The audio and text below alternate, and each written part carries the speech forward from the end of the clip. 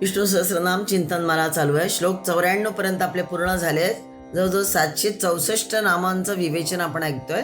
आता श्लोक 95 बघूया.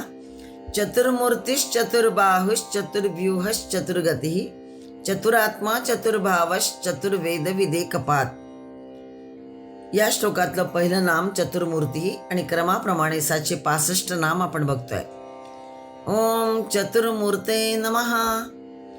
चतस्रो मूर्तयो विराट सूत्राव्याकृत तुरिया आत्मन अस्येति चतुर्मूर्तीः.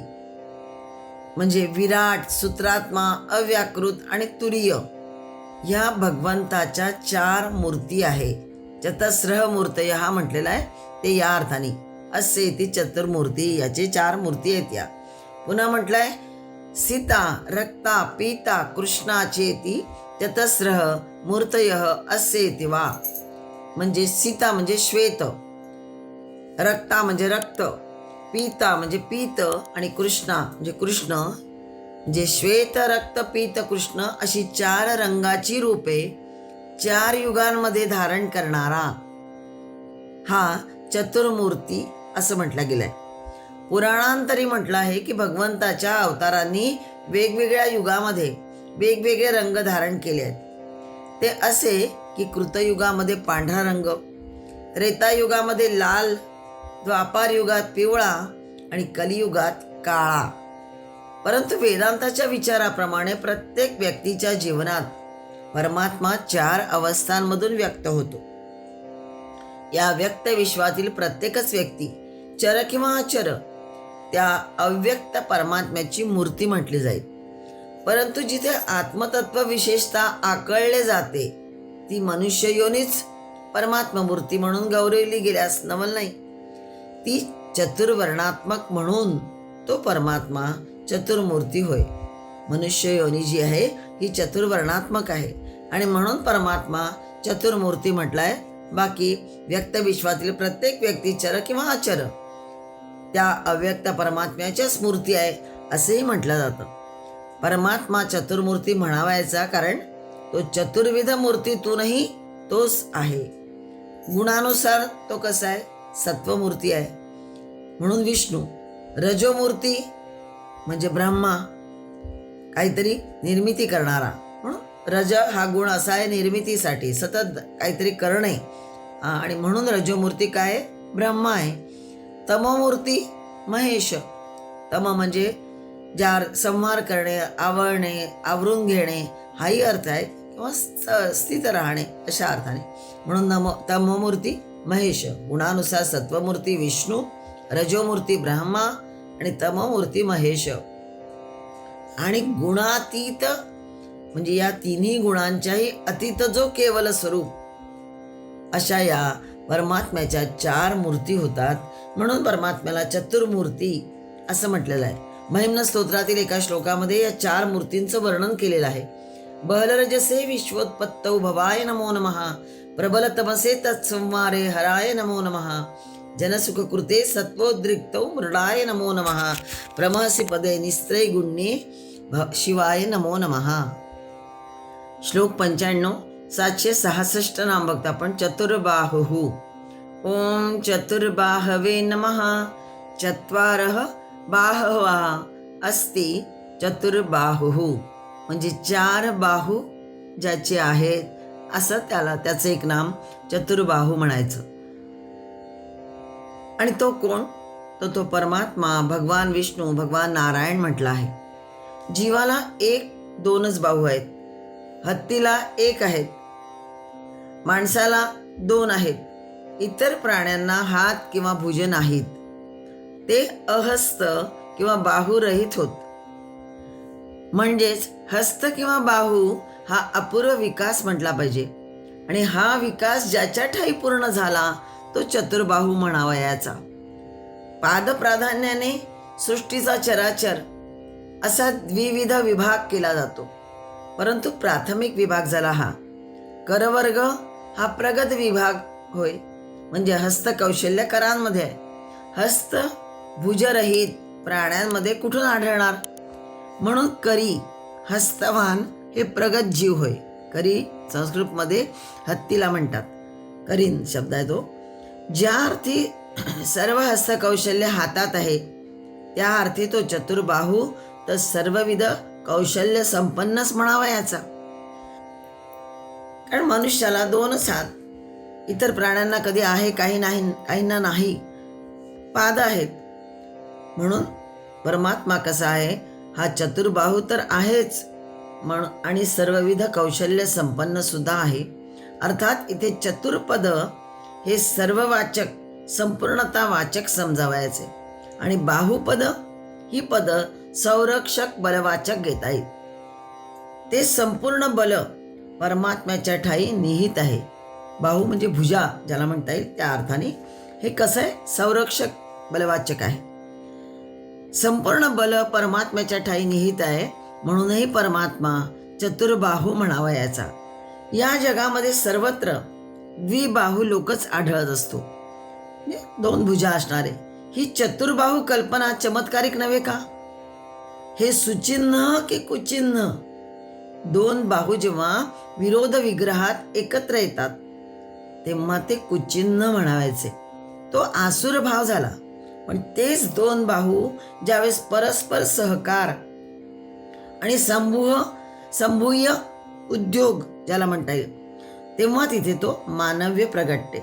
हा सहकारच कसा आहे, चतुर्बाहू. म्हणजे जेव्हा सहकारासाठी, परस्पर सहकारासाठी अनेक बाहू एकत्र येतात तेव्हा ते कसे, त्याला मानवता म्हणता येईल. आणि ते सगळं आहे चतुर्बाहूच म्हणायचं त्याला, म्हणजे अनेक प्रकारे, म्हणजे सुचिन्हच म्हणावायचे. हा जो सहकार आहे हा पती आणि पत्नी, गुरु आणि शिष्य, देव आणि भक्त या जोडीतल्या प्रमाणे अभिन्न हृदय होतो. पती पत्नी 4 बाहू मिळाले, 2 बाहू पतीचे आणि 2 पत्नीचे, गुरु आणि शिष्याच्या बाबतीत तेच, आणि देव आणि भक्ताच्या बाबतीत तेच. म्हणून त्याला म्हटलं त्यांनी अभिन्न हृदय असल्याप्रमाणे या जोड्या आहेत आणि ते सगळं दैवी आहे. हाच खरोखर चतुर्बाहू म्हणावायचा. पुन्हा असंही सुचवलेलं आहे की नारायणाला 4 बाहू आहेत. याचा अर्थ मनुष्याच्या अंतरंगातील 4 घटक, मन, बुद्धी, चित्त, अहंकार, ह्या त्या 4 बाहूंनी दर्शवलेले आहेत. या 4 घटकांचे मार्फत शरीरातील सर्व व्यवहार नियमित केले जातात. मनुष्य सगळे व्यवहार हे नियमित करत असतो. सुरळीत चालतात त्याचे सगळे व्यवहार. मनबुद्धी चित्त अहंकारांनी योग्य तऱ्हेने केल्या जातात. म्हणून या अर्थाने सुद्धा मनुष्य चतुर्बाहूच म्हणावायचा. पण परमात्मा तर सर्वार्थाने बलसंपन्न असे याचे चतुर्बाहू आहेत. पुन्हा भक्तासाठी संरक्षक म्हणूनही तो चतुर्बाहू आहे. आणि परमात्म्याला या अर्थाने म्हटलेलं आहे भगवान विष्णूला की तो हस्तकौशल्य ज्याच्या ठिकाणी आहे, सर्व कुशल संपन्न, कौशल्य संपन्न जो आहे असाही आहे. आणि या विश्वरूपामध्ये त्यांनी सगळ्यांना जे बाहू दिलेले आहेत चराचर सृष्टीमध्ये, ते सुद्धा सगळ्यांनी परस्पर सहकार्याने जर एकत्र आले तर ते मानव्य दिसेल. म्हणजे परमात्म्याचा हा गुण जर सगळ्यांनी घेतला तर खरोखरच जो परमात्मा चतुर्बाहू म्हणून ओळखला जातो तर मानव सुद्धा अशा अर्थाने चतुर्बाहू म्हटल्या जाईल. कारण परस्परांचं सहाय्य करायला असे बाहूच एकत्र यायला हवे, तेव्हा जगाची उन्नती होईल. श्लोक 95 767 नाम बघता आपण. चतुर्व्यूह. ओम चतुर्व्यूहाय नमः. बृहचोपनिषदुक्ताश्चत्वारः पुरुषा व्यूहा अस्येति चतुर्व्यूह.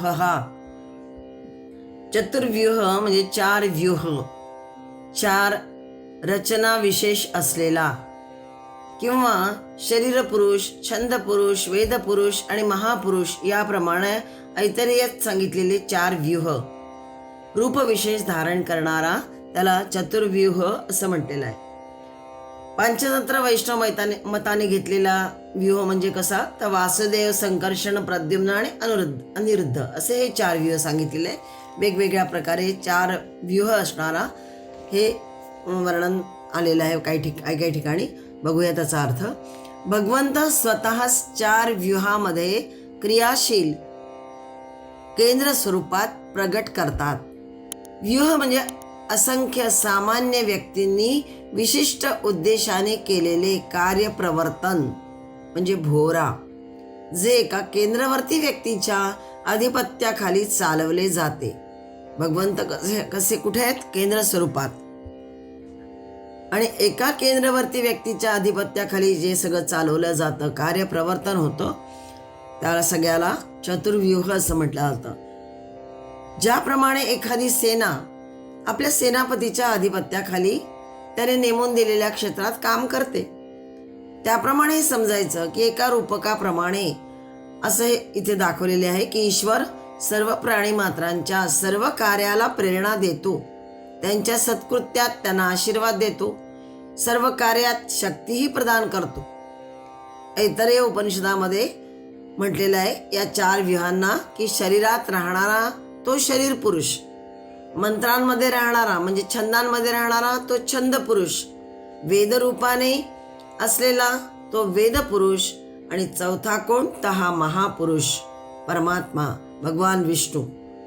चतुर्व्यूह हे नाम पूर्वी 15व्या श्लोकामध्ये येऊन गेलेलंच आहे, परंतु इथे 95व्या श्लोकात 767 नाम आलं आहे.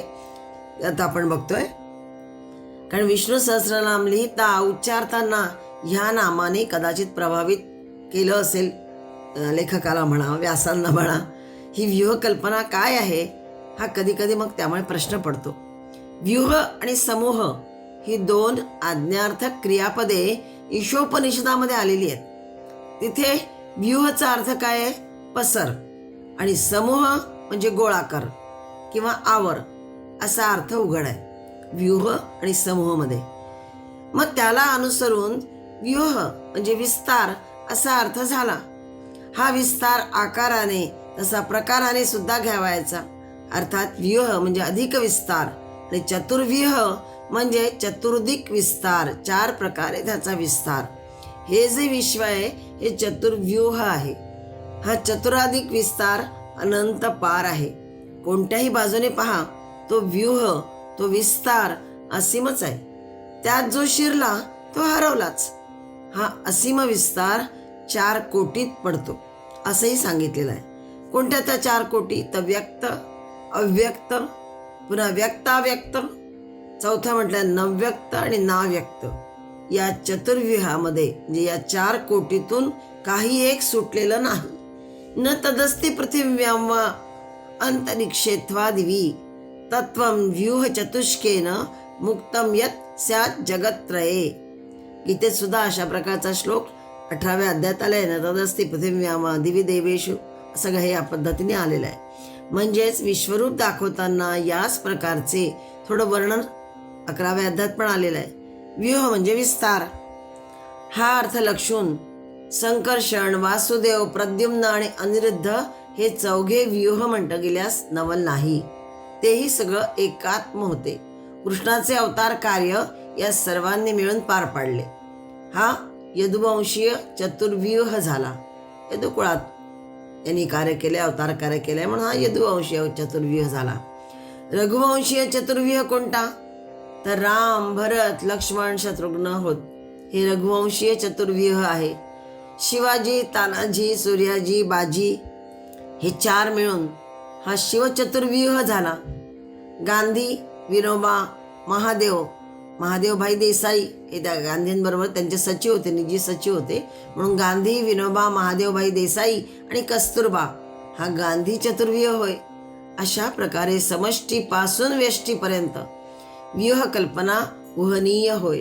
म्हणून आदिशंकराचार्याने सुरुवातीला भाष्यात म्हटलंय की बृहचोपनिषदाला अनुसरून शरीर पुरुष, छंद पुरुष, वेद पुरुष आणि चौथा हा महापुरुष असे हे चतुर्व्यूह होतात.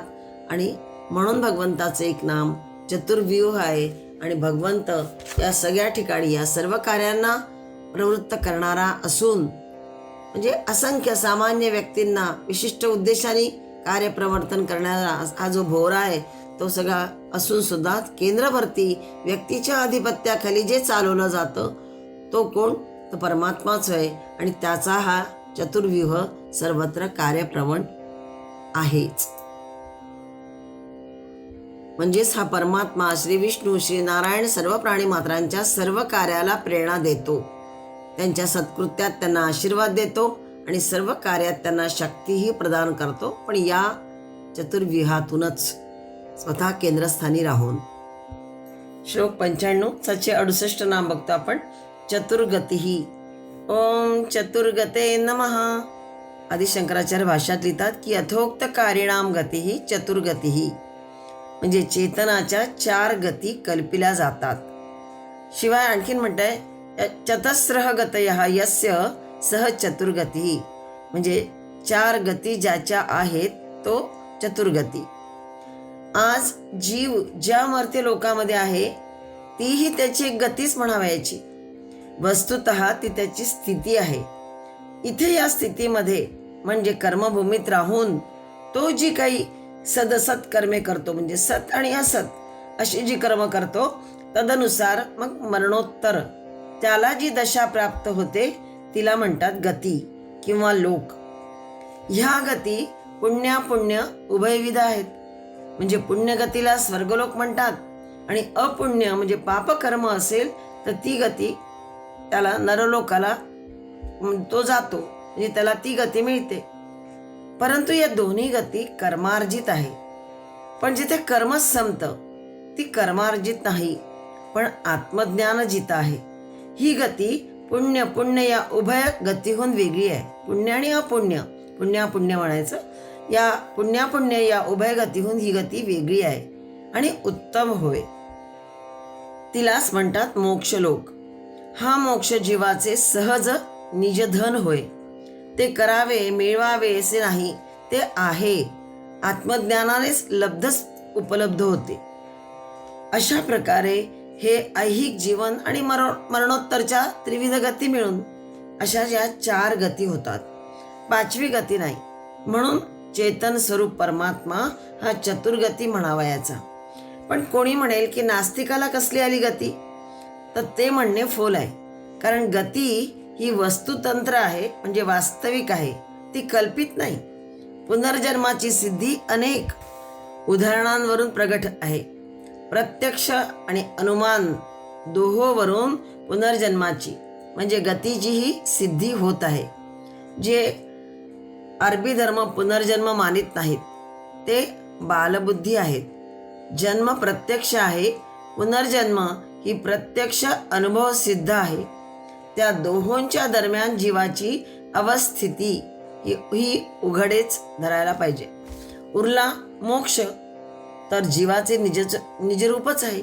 इतर गती सकारण आहे, तर हा जो मोक्ष आहे किंवा ही जी गती आहे ती अकारण आहे, म्हणजे तो स्वभाव आहे. परमात्मा तर स्वतः निजरूप स्वभाव असणाराच आहे. आजचं 768 नाम जे आपण बघितलं, श्लोक 95, त्यातला थोडासा आणखीन एक वेगळा विचार की चतुर्गती ही या नामाबद्दल, की 4ही वर्ण आश्रमांची जी अंतिम गती आहे, 4ही वर्ण आश्रमांची अंतिम गती तो परमात्मा आहे, श्री नारायण आहे. जरी बाह्यातकरी मनुष्यांचे प्रत्येक वर्गाचे त्याच्या कार्याचे वर्णाचे ध्येय वेगवेगळे दिसत असले तरी शेवटी श्री नारायणच अपरिहार्यपणे सर्वांचे ध्येय गती आहे. तत्वचिंतक जे असतात, म्हणजे वेद जाणणारे इत्यादी सगळे, ब्रह्म जाणणारे म्हणून ब्राह्मण म्हटलेलं आहे त्यांना, किंवा शासक किंवा अग्रणी जे असतात ते क्षत्रिय, व्यापारी उद्योगी जे आहेत ते वैश्य, आणि सामान्य काम करणारे जे आहेत ते असे 4 वर्ण आहेत. तसेच विद्यार्जन करणारा ब्रह्मचारी, कुटुंबाचे पालनपोषण करणारा गृहस्थ, निवृत्तीचे जीवन जगणारा वानप्रस्थी आणि सर्व संगत त्याग करणारा संन्यासी, म्हणजे ब्रह्मचर्य आश्रम, गृहस्थाश्रम आणि वानप्रस्थाश्रम, पुन्हा शेवटी संन्यासाश्रम, या 4 अवस्थांचे आश्रमांचे जे गंतव्य आहे, जे ध्येय आहे किंवा जी गती आहे ती कुठे जाऊन मिळते, तर त्या श्री नारायण श्री महाविष्णूलाच. म्हणून म्हटलेलं आहे की या 4ही वर्णांची असो आश्रमांची असो या सगळ्यांची गती कोण आहे, तर तो भगवान श्री विष्णू स्वयं नारायण होय. म्हणून त्याला चतुर्गतीही असं नाम दिलेलं आहे. श्लोक 95. 769 नाम बघतो आपण. चतुरात्मा. ओम चतुरात्मने नमः. रागद्वेषादिरहितत्वात् चतुर आत्मा मनस्योस्येति मनोबुद्ध्यहंकार चित्ताख्यांतः कर्ण चतुष्ट्यात्मकत्वात् वा चतुरात्मा.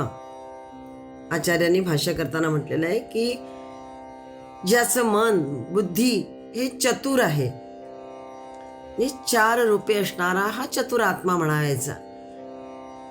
ज्याचं मन बुद्धी चतुर आहे, स्वबोध क्षम आहे, असा तो चातुर्ययुक्त चतुरात्मा होय.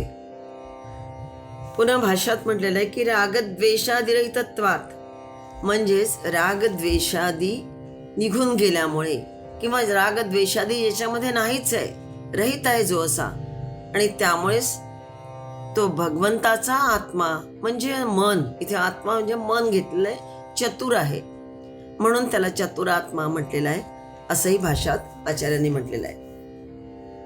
हा संपूर्ण श्लोक 4चा पाढा असल्यामुळे दुसरी व्युत्पत्ती सहज नाही. ती चतुर कल्पना आहे. चतुर्व्यूह, चतुर्गती, चतुर्बाहू, चतुर्मूर्ती ही चतुर कल्पना सांगितली आहे. मग हे 4 आत्मे कोणते?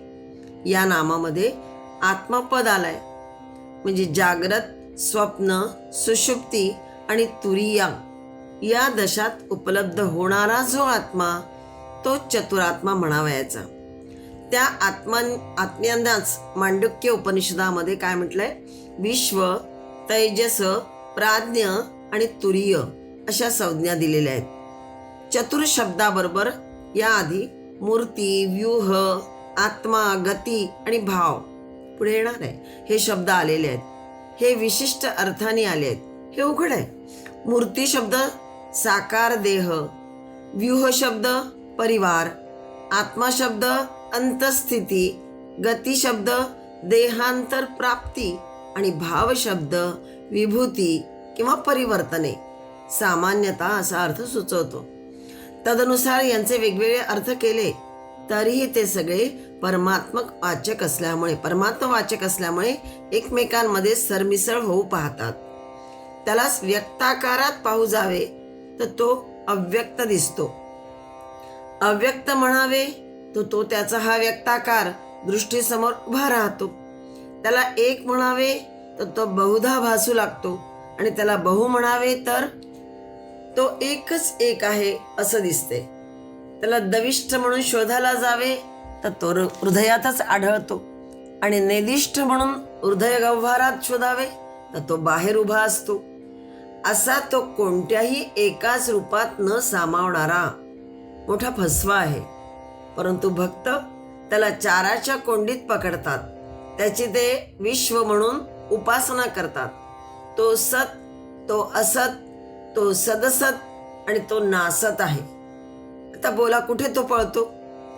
विश्व, तैजस, प्राज्ञ आणि तुर्य म्हटल्यानंतर मग तो कसा निसटतो? विश्व म्हटलं तर जागृत अवस्था, ज्यात आत्मा बाहेरच्या दुनियेच्या स्थूलाचा अनुभव करतो. तैजस म्हटलं तर स्वप्न अवस्था, ज्यात मनाच्या आत सूक्ष्म दुनियेचा अनुभव घेतो. प्राज्ञ म्हणजे गाढ निद्रा, जी कारण चेतना म्हणजे कॅज्युअल कॉन्शियसनेस ज्याला म्हणता येईल, ज्यात सगळं काही लीन राहतं, ही प्राज्ञ अवस्था. आणि तिसरी, त्या 3 अवस्थानुसार केवळ अस्तित्वाची स्थिती आहे. आत्म्याच्या चेतनेची या 3 प्रमुख अवस्था आहेत: विश्व, तेजस आणि प्राज्ञ. आत्म्याचे बाह्य सूक्ष्म कारण रूपाचं वर्णन मांडुक्य उपनिषदानुसार केलं जातं. आणि 4थी जी अवस्था आहे ती तुरीय, म्हणजे या सगळ्याहून पर, म्हणजे परमचेतना असा हा परमात्मा चतुरात्मा म्हटलेला आहे. म्हणजे चतुर, हुशार, चातुर्ययुक्त असाही अर्थ केला, म्हणजे याचं मन बुद्धी हे चतुर आहे, रागद्वेषरहित असल्यामुळे. आणि पुन्हा हा या सगळ्या रूपामध्ये मांडुक्य उपनिषदानुसार विश्व, तेजस, प्राज्ञ आणि तुरीय या सगळ्याच्यातून तो दिसतो, म्हणूनही त्याला चतुरात्मा म्हटलेलं आहे. अशी ही 4ची कल्पना या श्लोकामध्ये अनेक नामांमध्ये दिसते आहे. श्लोक 95. 770 नाम बघतो आपण. चतुर्भावः. ओम चतुर्भावाय नमः. धर्मार्थ काम मोक्षाख्य पुरुषार्थ चतुष्टयम् भवत्युत्पद्यते अस्मादिति चतुर्भावः. धर्म अर्थ काम मोक्ष हे 4 पुरुषार्थ, नंतर चातुर्वर्ण्य आणि 4 आश्रम किंवा 4 मार्ग ज्याने निर्माण केले, म्हणून हा निर्माण करणारा असा हा चतुर्भावः म्हटला गेलेला आहे. 4 पुरुषार्थ, 4 वर्ण, 4 आश्रम कोणते ते बघूया. गीतेमध्ये भगवंताने सांगितलेच आहे की चातुर्वर्ण्यं मया सृष्टं. 4 वर्ण जे आहे ते मी निर्माण केलेले आहेत. समाज पुरुष ही जर एक कल्पना धरून जर समाज पुरुषाचं कार्य व्यवस्थित सुरळीत चालायला हवं असेल तर या 4 वर्णाची आवश्यकता आहे. आणि म्हणून भगवंताने म्हटलंय चातुर्वर्ण्यं मया सृष्टं. तसंच मनुष्यांची 4 ध्येय म्हणजे पुरुषार्थ, हे जे भाव आहे म्हणजे धर्मशास्त्रानुसार वागणे, म्हणजेच काय, नीती नियमाने वागणे, त्याला धर्म पुरुषार्थ म्हटलेला आहे. हा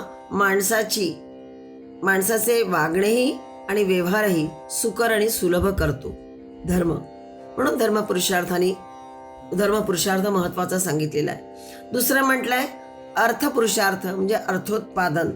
याचीही आवश्यकता असतेच व्यवहार चालवण्यासाठी. वित्ताशिवाय अर्थाशिवाय शक्य नाही, म्हणून अर्थ पुरुषार्थही सांगितलेला आहे. तिसरं म्हटलंय सर्व तऱ्हेच्या आनंदाची कामना, म्हणजेच कामना असावी, कामना नसावी असं कुठेच म्हटलेलं नाही आहे. पण ती कशा प्रमाणात असावी, कशा प्रकारे घेतलेली असावी, त्यासाठी फक्त कामना हवी. आनंदासाठी शुद्ध कामना असेल तर आपल्याबरोबर इतरांची सुद्धा उत्कर्ष होत जातो. आणि म्हणून कामपुरुषार्थही सांगितलेला आहे. आणि चौथा आध्यात्मिक म्हणजे मोक्ष जो सांगितलाय, मोक्ष पुरुषार्थ हा आध्यात्मिक प्रगतीचा प्रयत्न करणे यासाठी सांगितलंय. असे हे 4 पुरुषार्थाचे उगमस्थान कोण आहे, तो परमात्माच होय, तो भगवान विष्णूच आहे. आयुष्यातील 4 अवस्थांचे 4 आश्रम हे व्यक्तिभाव आहे. आणि हे सुद्धा ज्याचे तो चतुर्भाव म्हटलेला आहे. परमात्मा जेव्हा प्रत्येक आत्मा रूपाने शरीरात प्रवेश करतो तेव्हा हा जीवात्मा या आश्रमातून जात असतो. म्हणजे तोच परमात्मा जेव्हा प्रत्येक आत्मरूपाने पिंडामध्ये येतो, शरीरात प्रवेश करतो, तेव्हा हा जीवात्मा बनून 4 आश्रमातूनच जात असतो. म्हणजेच परमात्म्याचे भाव हे सर्व विश्वच आहे. या अनंत भावाहून जे चिंतनीय भाव ते भगवत विभूती म्हटलेले आहे. जीवात्मा 4 आश्रमातून जातो म्हणजेच काय, ब्रह्मचर्य, गृहस्थाश्रम, मग वानप्रस्थाश्रम आणि संन्यासाश्रम. हळूहळू एक एक टप्पा पुढे पुढे जीवात्मा जात जातो. अशा प्रकारे गीतेच्या 10व्या अध्यायात अर्जुन विचारतो की केशु केशु भावेषु चिंत्योसी भगवान मया. कोणत्या कोणत्या स्वरूपात परमेश्वरा मी तुझे ध्यान करावे. तेव्हा भगवंत सांगतात हंतते कथयिष्यामि दिव्या ह्यात्म विभूतयः प्राधान्यतः कुरु श्रेष्ठ नास्त्यंतो विस्तरस्य मे. माझ्या या दिव्य विभूती यांच्या विस्ताराचा अंत नाही, पण त्यातील काही प्राधान्यपूर्वक त्या कथयिष्यामि मी त्या सांगेन. अहम आत्मा गुडाकेश सर्वभूताशय स्थितः अहमादिश्च मध्येच भूतानां अंतएव च. असे म्हटलंय. म्हणजे सर्व भूतांच्या हृदयात अहमात्मा, मी सर्व भूतांच्या हृदयामध्ये स्थित असणारा सर्वांचा आत्मा मीच आहे. सर्व भूताशय स्थितः हे जे वर्णन आलेलं ते. पुन्हा अहमादिश्च मध्येच, पुन्हा सर्व भूतांचा आदी मध्य आणि अंत सुद्धा मीच आहे. सर्वात्म रूपाने भगवंताच्या स्वरूपाचं कथन यात आलेलं आहे. आत्मा जो अक्षर म्हणजे क्षर म्हणजे नाश न होणारा अविनाशी आहे. अक्षराचा अर्थ आहे क्षर म्हणजे नाश आणि अक्षर म्हणजे नाश न होणारा असा अविनाशी आत्मा आहे. देह जो उत्पत्ती स्थिती लय या 3 भावांनी युक्त आहे हा देह. असे हे अक्षर उत्पत्ती स्थिती लय हेही भगवंताचे 4 भाव आहेत. आणि म्हणूनही परमात्मा म्हणजे भगवान विष्णू चतुर्भाव म्हटलेला आहे. आत्मा हा अभूत आहे, अभूत म्हणजे भूत म्हणजे झालेला अशा अर्थाने, आणि अ लागलाय अभूत म्हणजे झालेला नाहीये, निर्माण नाहीये, म्हणजे तो अजय आहे, तो अव्यय आहे, तो अविनाशी आहे. इतर सगळे भूत आहेत, ते जन्मते, वाढते, घटते, मरते. या 4 भावाहून 5वा भाव काही आढळत नाही. म्हणून परमात्मा चतुर्भावही आहे. म्हणजे हाच जेव्हा सर्व भूतमात्रांच्या ठिकाणी असतो तेव्हा याही अर्थाने तो तिथे असतो. किंवा अधिभूत, अधिदैव, अधियज्ञ आणि अध्यात्म, गीतेच्या 8व्या अध्यायात हे सगळं आलेलं आहे. ही उत्तरोत्तर उन्नत, म्हणजे याचे हे चतुर्भाव उत्तरोत्तर उन्नत अभिमान होत. अधिभूत म्हणजे तामस देहाभिमान ज्याला म्हणता येईल, अधिदैव म्हणजे राजस इंद्रियाभिमान, अधियज्ञ म्हणजे सात्विक अंतःकरणाभिमान, आणि अध्यात्म म्हणजे गुणातीत स्वरूप संज्ञान असं म्हणता येईल. एक एक पायरी पुढे. यांनाच जड, चेतन, अधिचेतन किंवा अतिचेतन, जड म्हणजे देह या अर्थाने, पुन्हा चेतन जो म्हटलेला आहे तो इथे इंद्रिय आहे. ते पण आत्मा प्रकाश जेव्हा मिळेल या इंद्रियांना तेव्हाच ते ॲक्टिवेट होतील किंवा ते चालू असतात, किंवा त्यांनी त्याद्वारे आपण ज्ञान घेत राहतो बाहेरच्या जगाचं. मग अधिचेतन म्हटलंय आणि अतिचेतन जो प्रत्येकात्म रूपाने कूटस्थ स्थानी जो शुद्ध आत्मा आहे तो, हे सगळे त्याचेच भाव आहेत. या 4 भावाहून वेगळा 5वा भाव उपलब्ध होत नाही, आणि म्हणून परमात्मा चतुर्भाव म्हटलेला आहे.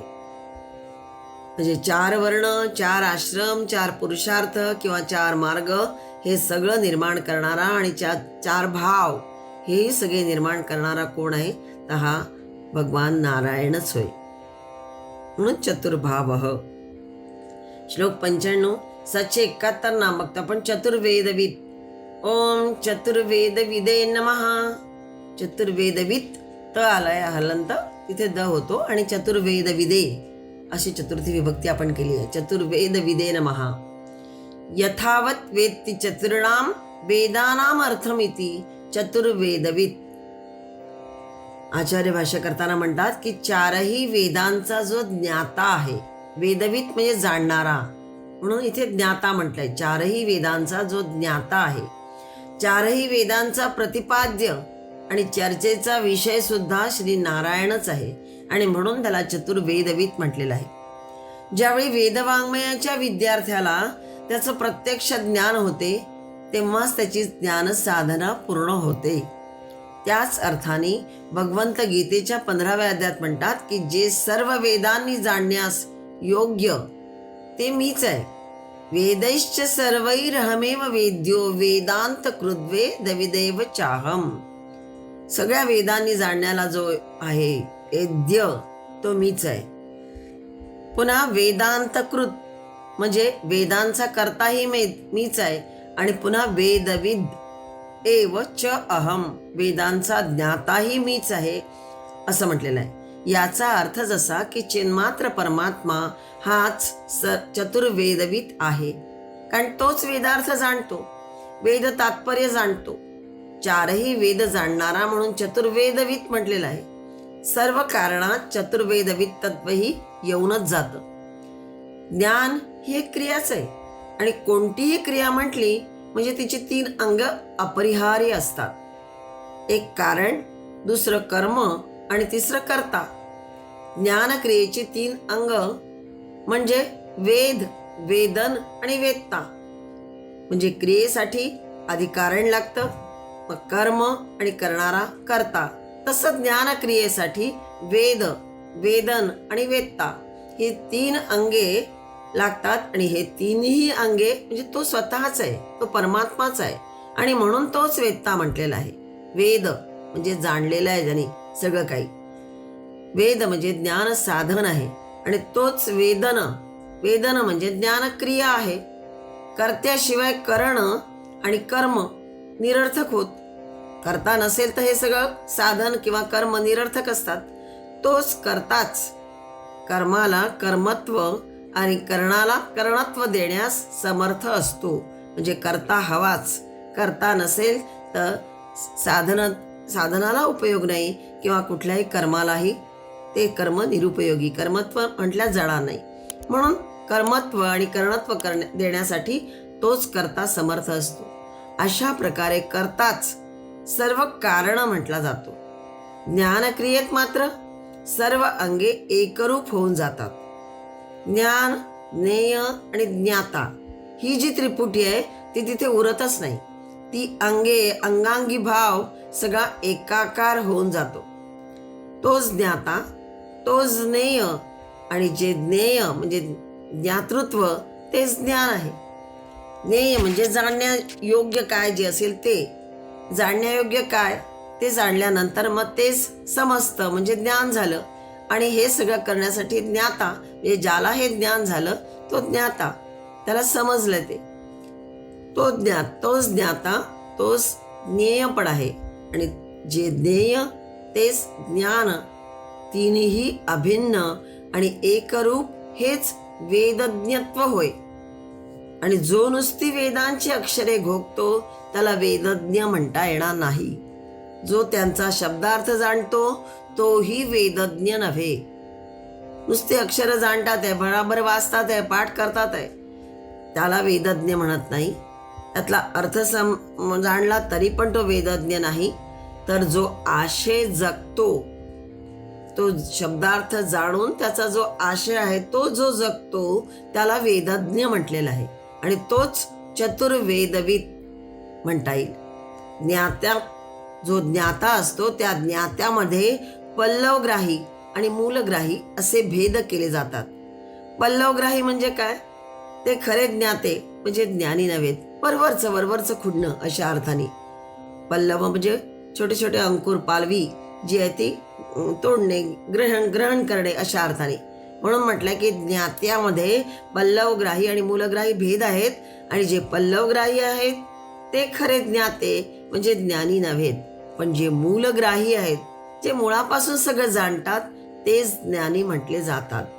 आणि हेच गीतेमध्ये 15व्या अध्यायात पण आरंभी म्हटलंय की छन्दांसी यस्य पर्णानी यस्तं वेदस वेदविद. आणि म्हणून स्पष्ट हे सगळं केलंय. तिथे वेदमंत्रांना पाने म्हटले आहे. आणि मूळ कोण? तर तो अक्षर परमात्मा होय. जो सगळ्याचं मूळ जो आहे तो अक्षर, तो परमात्मा. आणि त्याला जो जाणतो तोच सर्व वेदविद. आणि हा कसा आहे परमात्मा? तर चतुर्वेदविद आहे. म्हणजे चारही वेदांचा ज्ञाताच तो आहे, किंवा चारही वेदांचा प्रतिपाद्य विषय, चर्चेचा विषय तोच श्री नारायण, श्री भगवान महाविष्णूच होय. म्हणून त्याचं एक नाम चतुर्वेदविद. श्लोक 95. 772 नाम बघतो आपण. एकपात, चतुर्वेद कपात असं जे एकत्र शब्द आहे या श्लोकातला. 95 श्लोकाची खालची ओळ. चतुरात्मा चतुर्भावश चतुर्वेद कपात. याच्या आधी आपण चतुरात्मा बघितला, चतुर्भाव बघितला आणि मागचं नाम चतुर्वेदविद असं बघितलं. आणि त्यातला वेदविद हा त हलंत बाजूला होईल आणि त्यातला द ला जोडलेला ए, तो जो ए आहे तो एकपात याच्याशी संधी विग्रह होईल. म्हणजे चतुर्वेदविद अधिक एकपात. म्हणून आता हे जे नाम बघतो आपण 772 एकपात. ओम एक पदे नमः. एक पादोस्येति एकपात. पादोस्य विश्वाभूतानि इति श्रुतेः. पुरुष सूक्तातलंही हे वचन आहे. संपूर्ण विश्व हा ज्याचा एक पाय आहे त्याला एकपात म्हटलेलं आहे. भगवत वचन आहे विष्टभ्याहमिदं कृत्स्नम् एकांशेन स्थितो जगत. गीतेतील 10व्या अध्यायामध्ये विभूती योग सांगत असताना भगवंत म्हणतात की मी माझ्या एका अंशाने या संपूर्ण जगताला विष्टभ्य अहम कृत्स्नम् एकांशेन स्थितः जगत, संपूर्ण जगताला व्याप्त करून धारण करून स्थित आहे, पुन्हा उरलो आहे. एकांशेन, एका अंशात हे संपूर्ण जगत माझ्या आहे आणि तरी मी पुन्हा उरलाय. म्हणजेच अत्यतिष्ठत दशांगुलम. पुरुष सूक्त मंत्रामध्ये वर्णन केलेलं आहे की ईश्वराची सर्व व्यापकता यातून प्रतीत होते. ईश्वर संपूर्ण ब्रह्मांड व्याप्त करून त्यावरही 10 बोटे उरलाच आहे. दशांगुलम म्हटलेलं आहे. 10 बोटे ही सांकेतिक आहे. यातून ईश्वर या दृश्यमान जगताहून पर आहे, अपरिमित आहे. हे जे विश्व आहे तर केवळ त्याचा एक पाय आहे. म्हणून म्हटलंय या विराट पुरुषाची कल्पना त्यावरून येते. संपूर्ण ब्रह्मांडांच्या एकत्रित सामर्थ्यापेक्षाही तो महान आहे. त्यामुळे त्याची तुलनाच होऊ शकत नाही. परमात्मा एकीकडे सहस्रपाद म्हटला आहे, तर आता इथे या ठिकाणी एकपाद म्हटलं आहे. सहस्र शीर्षा सहस्रपाद पुरुष सूक्तात वर्णन आलेलं आहे. म्हणजेच 1000 शीर्ष असणारा, 1000 पाद असणारा, 1000 हात, हजारो अशा अर्थाने. 1000 म्हणजे हजारच नाही नेमके संख्या, हजारो हात असणारा असा हा समाज पुरुष, त्याचं वर्णन केलेलं आहे जणू काही पुरुष सूक्तामध्ये. गीतेमध्ये सुद्धा सर्वतः पाणिपादंतात सर्वतोक्ष शिरोमुखम असं गीतेतही 13व्या अध्यायात वर्णन आलेलं आहे. सर्वतः पाणी पादन, पाणी म्हणजे हात, पाद म्हणजे पाय. सर्व बाजूनी सगळीकडे ज्याचे हात पाय पसरलेले आहेत. उपनिषदात त्याला चतुष्पाद म्हटलेलं आहे. इथे एकपाद, पुरुष सूक्तात सहस्रपाद. यात हेतू काय आहे? शंका येऊ शकते ना. पाय म्हणजे आधार. ज्याला दुसऱ्याचा आधार लागतो तो परावलंबी आहे, तो परतंत्र होय. परमात्मा मात्र कोणावरही अवलंबून नाही. तो स्वतंत्र आहे. त्याचा आधार तो स्वतःच आहे आणि म्हणून तो एकपात म्हटलेला आहे. आपल्या पायावर उभे राहते.